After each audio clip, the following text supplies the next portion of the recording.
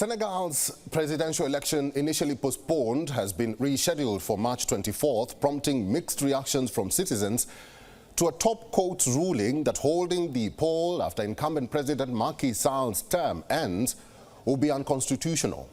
The political turmoil in Senegal began in February when authorities tried to delay the February 25th poll to December, a move Sall said was aimed at avoiding electoral disputes, but was perceived by the opposition as an institutional coup attempt.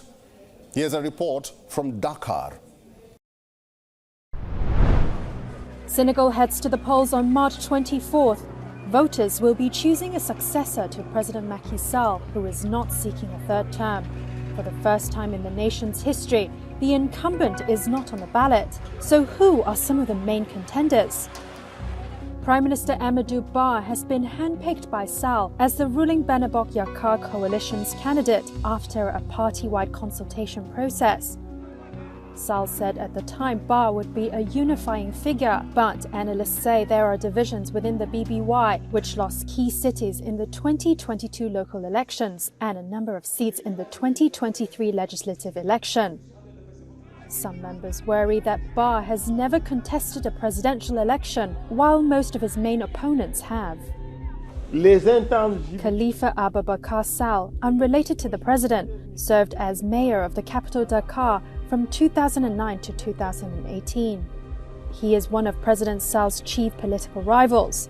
In 2018, he was sentenced to 5 years in jail for embezzling about $3 million in public funds, preventing him from contesting the February 2019 presidential election. President Sall pardoned him in September that year. Veteran politician Idrissa Seck served as prime minister from 2002 to 2004 under former President Abdoulaye Wade. He was sacked over embezzlement allegations and spent some months in jail before his case was dismissed. In 2006, he founded his own party and challenged Wade in 2007, finishing second.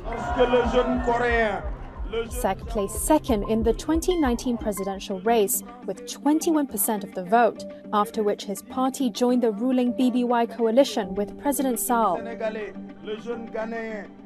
Mohamed Boun Abdallah Dionne was President Sall's third prime minister from 2014 to 2019. He was seen as one of the front runners in the race to succeed Sall within the BBY coalition. He announced his candidacy in September 2023 and launched his own coalition days after Sall elected Ba as the candidate for the ruling coalition. Du Senegal.